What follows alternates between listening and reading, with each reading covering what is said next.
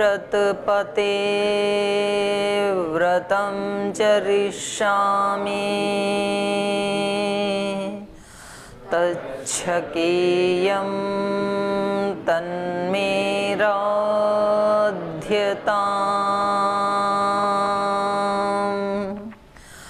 इदमहमनृतात् सत्यमुपैमि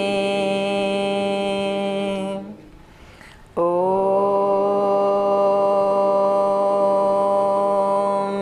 सहना भवतु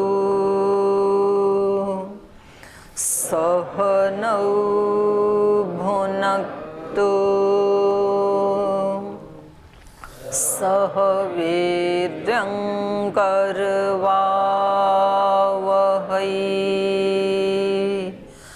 तेजस्विनावधीतमस्तु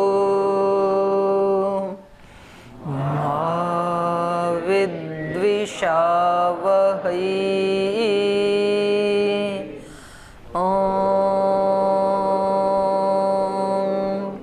शांति शांति शांति।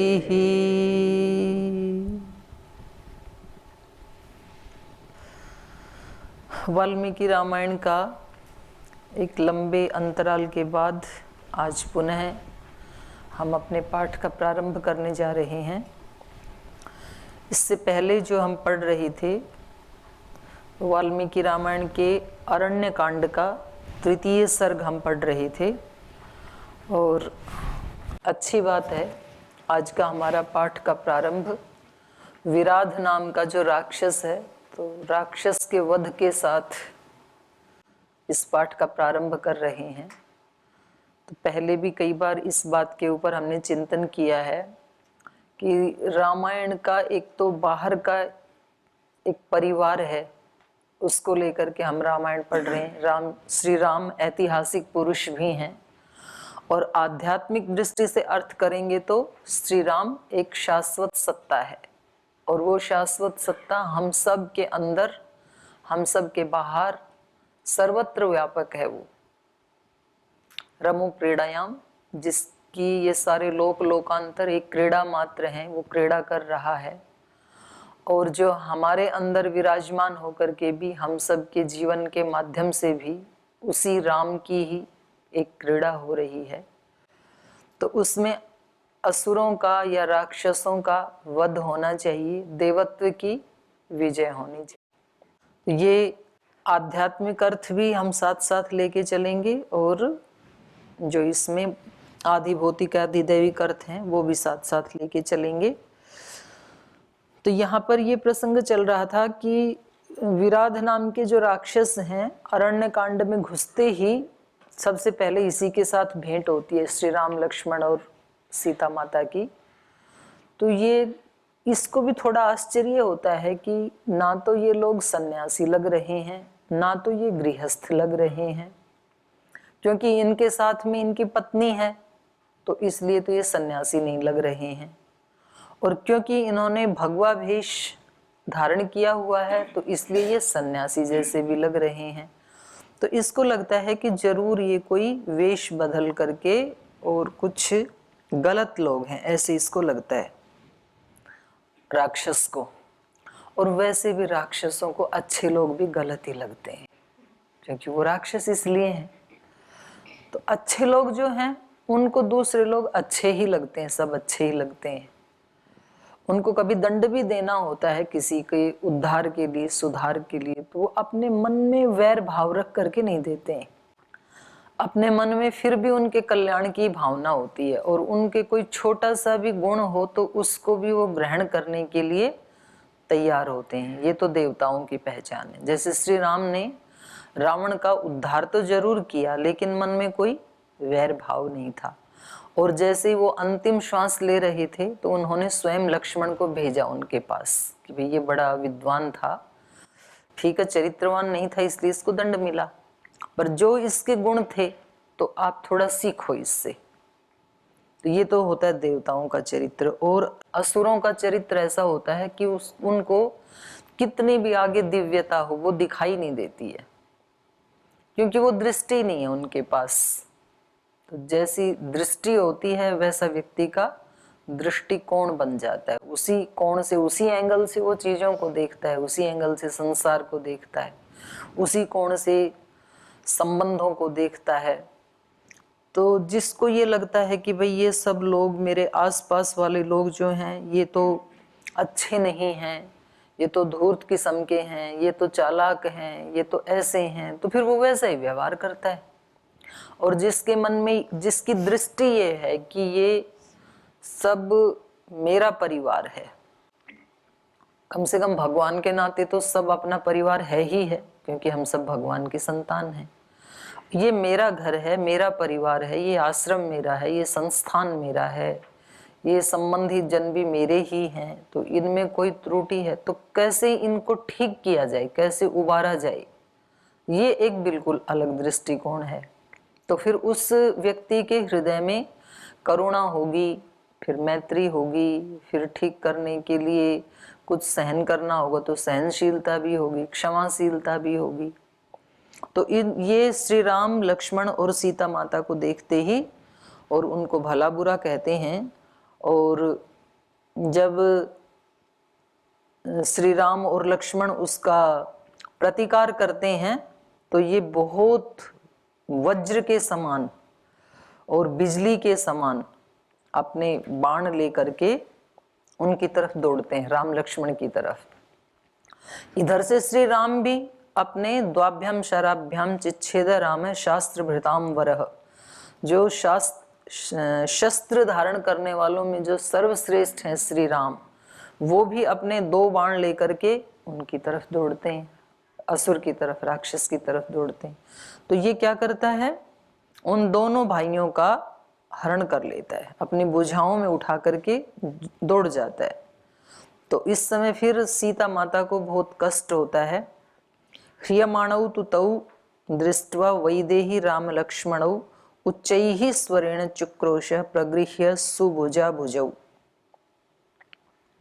उन दोनों को इस असुर के भुजाओं में ह्रियमाण देख करके, राम लक्ष्मण दोनों का हरण कर लिया इसने, तो वैदेही चुक्रोश उच्चैः स्वरेण, वो जोर से चिल्ला देती है सीता माता। अचानक से ऐसे होता है ना, तो एकदम उनकी चीख निकल जाती है, लेकिन तो भी फिर वो नीति का सहारा लेती हैं, क्योंकि असुर से वो शारीरिक बल में तो लड़ नहीं सकती हैं।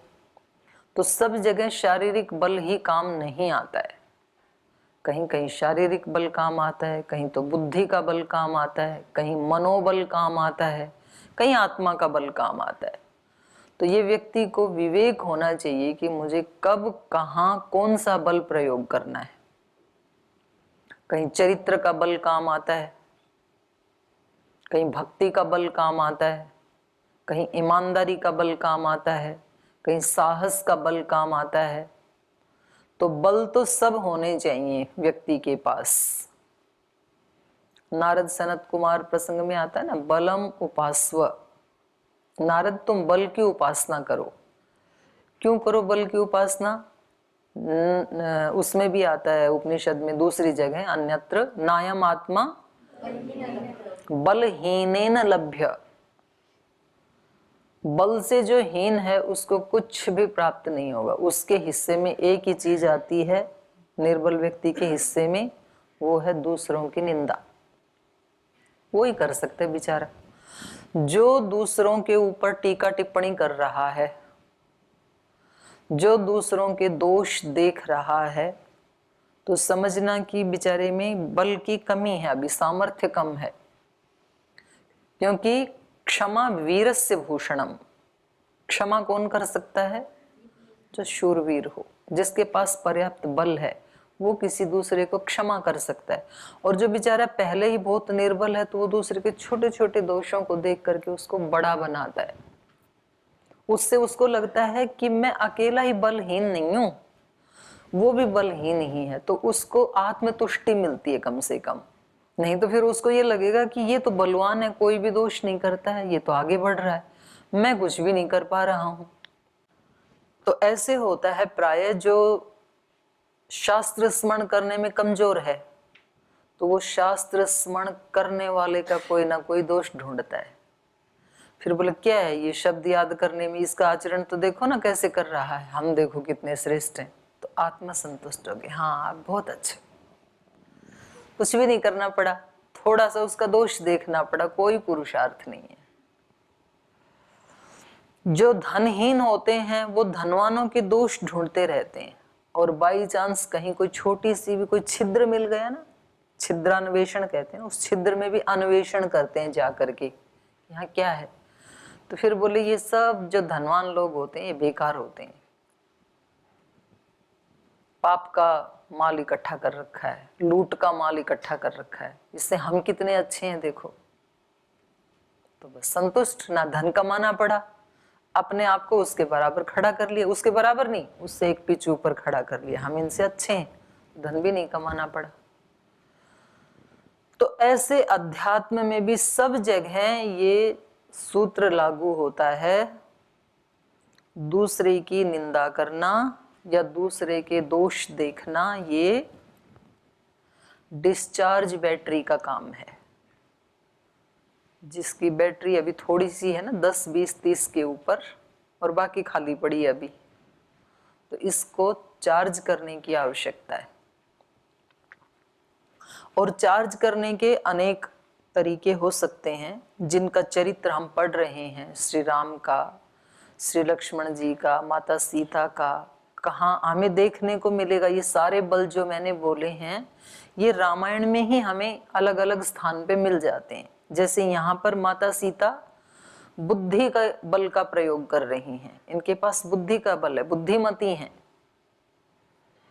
ऐसे श्री राम कहीं विनम्रता के बल का प्रयोग करते हैं, जहाँ कहीं साधु संत महात्मा होते हैं। ऐसे सीता माता भी, जब ये अभी उनसे मिले थे पीछे अत्रि ऋषि से और माता अनसुया से, तो उस समय कौन सा बल था इनके पास? विनम्रता का बल। वो भी बहुत बड़ा बल है। विनम्र, अपनी विनम्रता दूसरे व्यक्ति को झुका देती है, अपने से बड़े वाले को, और अपनी अकड़ छोटे वाले को भी बलवान बना देती है। जैसे ही हम अकड़े तो दूसरे ने हमारे को पकड़े, दूसरा पकड़ लेता है हमें। तो यहां इसमें हमें सब प्रकार के बल का परिचय मिल जाएगा। कहीं कोई ऐसा प्रसंग आता है कि थोड़ी सी झूठ बोल दो तो कितना सारा माल मिल जाएगा, व्यक्ति बोल देता है। और दूसरा व्यक्ति वो कहता है कि चाहे सर्वस्व लूट जाए, असत्य का तो पालन नहीं करूंगा, राजा हरिश्चंद्र की तरह से। तो वो बल फिर केवल उस समय नहीं, वो फिर सदियों तक उस व्यक्ति का यशगान करवाने के लिए पर्याप्त होता है। धर्म किसे कहते हैं? धर्म की क्या परिभाषा है? कौन बताएगा आप में से? धर्म किसको कहते हैं?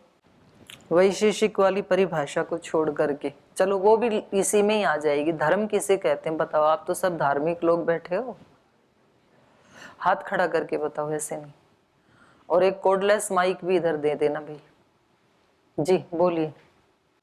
चतुर्वर्ण आश्रम में जो अपने करने योग्य कर्तव्य कर्म होते हैं, वैसे व्यावहारिक पक्ष में तो मुझे धर्म की परिभाषा ये लगती है, और वैसे अलग अलग शास्त्रों में धर्म की परिभाषा अलग अलग कही गई है। जैसे कि वैशेषिक में या तो अभ्युदय निश्रेयस्था धर्मः, निश्रेयसः सिद्धि सधर्म। इससे अतिरिक्त और कोई किसी के मन में धर्म की परिभाषा आ रही हो भाई? जी उसको खोलो थोड़ा। जो धारण किया जाए वो धर्म है, तो धारण तो मैंने कोट को कर रखा है, तो ये धर्म है क्या? धारण किए हुए है तो पृथ्वी धर्म है, तो पृथ्वी का धर्म है। नहीं, आपने तो बोला जो धारण किया जाता है वो धर्म है। जो धारण करता है, जो धारण करता है, तो पृथ्वी धारण करती है हम सबको, तो पृथ्वी धर्म है। पृथ्वी धर्म है, धर्म की परिभाषा पृथ्वी, धर्म माने पृथ्वी। तो चलो इसमें ज्यादा टाइम नहीं लगाएंगे। तो जो पूज्य साध्वी देवार्पणा जी ने कहा है वही धर्म है। धर्म का मतलब है शॉर्ट में अपने कर्तव्य का पालन, और अपने कर्तव्य का पालन करने में पुरुषार्थ करना होता है व्यक्ति को। कर्तव्य का पालन ऐसे ही नहीं होता है। अपने आप के प्रति क्या क्या कर्तव्य हैं, अपने देश के प्रति क्या कर्तव्य हैं, अपने संबंधियों के प्रति क्या कर्तव्य हैं, ऋषि सत्ता के प्रति क्या कर्तव्य हैं, गुरु सत्ता के प्रति क्या कर्तव्य हैं, ये सब धर्म में ही आते हैं। जो वैशेषिक दर्शन में कणाद महर्षि जी ने जो परिभाषा की है, यह तो अभ्युदय निश्रेयसः सिद्धि सधर्म, जिससे अभ्युदय की सिद्धि हो और जिससे निश्रेयस की सिद्धि हो। तो अभ्युदय की सिद्धि किससे होती है बताओ? पुरुषार्थ से ही होती है ना। कोई व्यक्ति धनवान है, गुणवान है, यशस्वी है, उसके पास पद प्रतिष्ठा है, जन बल है, धन बल है, शारीरिक बल है, बुद्धि का बल है, ये तो सब आता है ना अभ्युदय में। और ये सब कैसे प्राप्त होता है? केवल प्रार्थना करने से, आंख बंद करके बैठने से आता है या पुरुषार्थ करने से? तो एक दूसरी दृष्टि से कहें तो पुरुषार्थ ही धर्म है, बल नहीं, जिससे अभ्युदय की सिद्धि होती है। तो जो लोग अभ्युदय की सिद्धि करने में पुरुषार्थ कर रहे हैं वो सब धार्मिक हैं। लेकिन ये परिभाषा अभी अधूरी है, क्योंकि निश्रेयस के लिए भी पुरुषार्थ करना पड़ेगा। तो अब ये समझ सकते हैं आधे अंश से कि जब, क्योंकि देखो निश्रेयस तो इससे बड़ी चीज है ना। अभ्युदय और निश्रेयस दो उपलब्धियां हैं, तो एक छोटी उपलब्धि है, एक बड़ी उपलब्धि है, एक अनित्य उपलब्धि है, एक शाश्वत उपलब्धि है। तो अभ्युदय के अंतर्गत जो भी उपलब्धियां आती हैं वो अनित्य उपलब्धियां हैं। वो प्राप्त तो होती हैं पुरुषार्थ से, ये तो सही बात है, लेकिन वो कभी भी छूट सकती हैं। व्यक्ति की जैसे मृत्यु हुई छूट जाएंगी, कभी जीते जी भी छूट जाती हैं, धन चला जाता है, आरोग्य चला जाता है। लेकिन जो निश्रेयस की सिद्धि है वो कभी भी छूटती नहीं है, वो सदा काल के लिए होती है। तो जब अनित्य सिद्धि भी इतने पुरुषार्थ से सिद्ध होती है, तो शाश्वत सिद्धि पुरुषार्थ से सिद्ध होगी कि बिना पुरुषार्थ के? उसमें भी पुरुषार्थ करना होता है, लेकिन उसमें ऐसा शारीरिक पुरुषार्थ नहीं करना होता है। उसमें पुरुषार्थ अलग प्रकार का पुरुषार्थ होता है। उसमें अपने मन का पुरुषार्थ करना होता है, सबसे बड़ा मन का संयम। क्योंकि मन को हमने कई जन्म जन्मांतरों से खुली छूट दे रखी है। आप देखेंगे जैसे हम इस क्लास में बैठे तो सबको ये संकल्प करके बैठना चाहिए कि एक आसन में, जिस आसन में हम बैठ गए उसमें कितनी देर बैठे रहेंगे?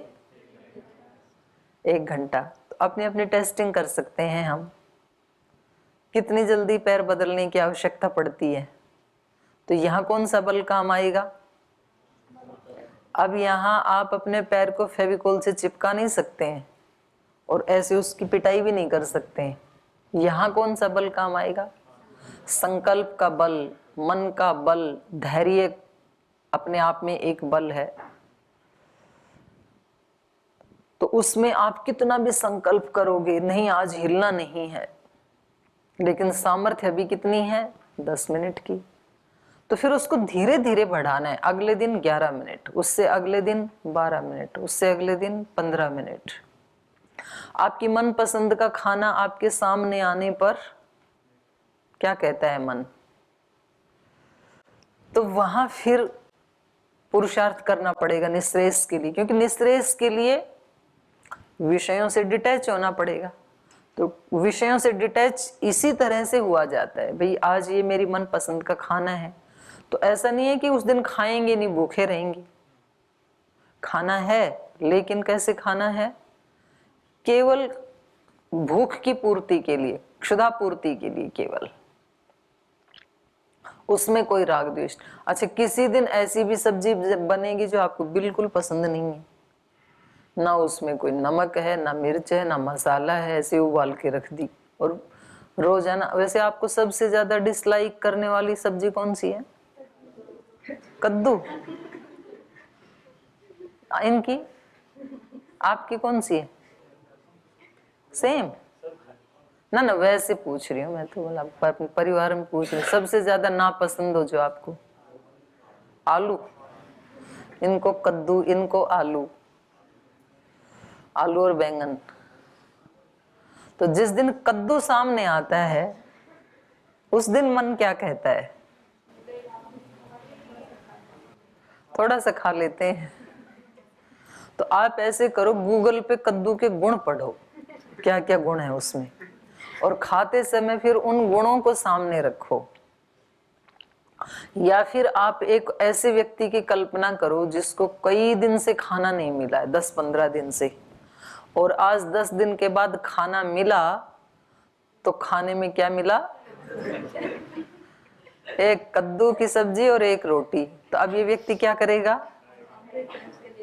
हैं? शुक्र मना के खाएगा कि चलो कद्दू मिल गया। तो हम भी ऐसे खा सकते हैं। तो मतलब ये छोटी छोटी चीजों में हमें अपने मन का पुरुषार्थ करना होता है, बुद्धि का पुरुषार्थ। जैन धर्म में सबसे ज्यादा बल दिया जाता है संयम के ऊपर। अणुव्रत बोलते हैं वो। अणुव्रत माने छोटे छोटे व्रत। और जैन धर्म में नहीं, वैदिक धर्म में भी अहिंसा, सत्यस्तेय, ब्रह्मचर्य, परिग्रह आदि जो है अपने 5 यम 5 नियम, उनके वहां पंचशील है, यहाँ पंच यम नियम है 5-5। तो ये हमारे ऋषियों ने भी ऐसे ही बनाए थे कि छोटे छोटे कार्य करते समय हमें अपने मन, बुद्धि, वाणी, इंद्रिय, इनके ऊपर संयम करते हुए, और वो तत्व हमारे से ओझल ना हो। जो पूज्य स्वामी राम सुखदास जी महाराज जी बोलते रहते थे, हे नाथ, हे नारायण, मैं आपको कभी भूलूं नहीं। जो पूज्य गुरुदेव भी हमें रोज बताते ही रहते हैं। तो ये पुरुषार्थ करना होता है निःश्रेयस के लिए। और ये दोनों जिसके सिद्ध हो गए तो वो व्यक्ति धार्मिक है। नहीं तो व्यक्ति कोई छोटा सा रिचुअल करके बोल जी मैं तो देखो धार्मिक व्यक्ति हूं, मैं रोज मंदिर जाता हूं, तो केवल मात्र मंदिर जाने से कोई पूर्ण धार्मिक नहीं हो जाता है। जी मैं तो रोज हवन करता हूं, मेरे घर में रोज यज्ञ होता है, मैं धार्मिक व्यक्ति हूं। केवल मात्र रोज यज्ञ करने मात्र से धार्मिक नहीं कहलाएगा व्यक्ति। तो धर्म की सीधी सी परिभाषा है अपने कर्तव्य का पालन। और अपने कर्तव्य का पालन करने के लिए व्यक्ति को करना होता है पुरुषार्थ। इसलिए धर्म के मूल में पुरुषार्थ है। जो पुरुषार्थी होगा उसको धर्म पूर्वक सब सिद्धियां मिलेंगी, और जो प्रमादी होगा वो उसके पास पीछे का जो कुछ है वो भी छिन जाएगा, लूट जाएगा वो, क्योंकि प्रमादी कुछ भी प्राप्त नहीं कर सकता है। तो यहाँ पर सीता माता अपने विवेक बल का, बुद्धि बल का प्रयोग करती हैं। तो एक बार इन श्लोकों का उच्चारण कर लेते हैं। एष दाशरथी राम सत्यवान शीलवान शुचिः रक्षसा रौद्र रूपेण ह्रियते सह लक्ष्मणः मामृका भक्षयिष्यन्ति शार्दूला द्विपिनस्तथा मां हरोत्सृज्य काकुत्स्थौ नमस्ते राक्षसोत्तमा। तस्यास्तद्वचनं श्रुत्वा वैदेह्या रामलक्ष्मणौ वेगं प्रचक्रतो वीरौ वधे तस्य दुरात्मनः। तस्य रौद्रस्य सौमित्रेर्बाहु सव्यं बभञ्जः रामस्तु दक्षिणं बाहुं तरसा तस्य राक्षसः। सभग्नबाहुः संविघ्नो निपपाताशु राक्षसः धरण्यां मेघसङ्काशो वज्रभिन्ना इवाचलः। मुष्टिभिर्जानुभिः पद्भिः सूदयन्तौ तु राक्षसम् उद्यम्य चाप्येनं स्थण्डिलो निष्पिपेशतुः। तो सीता माता चिल्ला करके कहते हैं, एष दाशरथी रामः, हे राक्षस, विराध को कह रही हैं, ये जो आपने जिनका हरण कर लिया है ये महाराजा दशरथ के पुत्र श्री राम हैं। और ये कैसे हैं? सत्यवान, शीलवान, शुचि ही, ये बहुत सत्य का पालन करने वाले सत्यवान व्यक्ति हैं ये, और शीलवान, बहुत ऊंचा इनका शील है, क्योंकि ये तो भला बुरा कह रहा था ना श्री राम को कि यहाँ वन में मुनि का वेश धारण करके और किसी महिला के साथ आप भ्रमण कर रहे हो, आप बहुत बुरे व्यक्ति हो, ऐसे कह रहा था। तो ये बता रही हैं कि ये सत्यवान हैं, ये शीलवान हैं और शुचि ही, बहुत पवित्र आत्मा है श्री राम। रक्षसा रौद्र रूपेण ह्रियते सह लक्ष्मणः, ये जो आपने अपने रुद्र रूप से इनका हरण किया है, तो वो एक अज्ञात शक्ति से प्रार्थना कर रही हैं इस समय सीता माता कि देखो ये दशरथ पुत्र श्री राम होकर के, सत्यवान होकर, शीलवान होकर, इतने पवित्र होकर के, और आज एक राक्षस के द्वारा हरण किया जा रहा है इनका। रौद्र रूपेण रक्षसा, रुद्र रूप धारण करने वाले राक्षस के द्वारा सह लक्ष्मण ह्रियते, लक्ष्मण सहित श्री राम का हरण किया जा रहा है।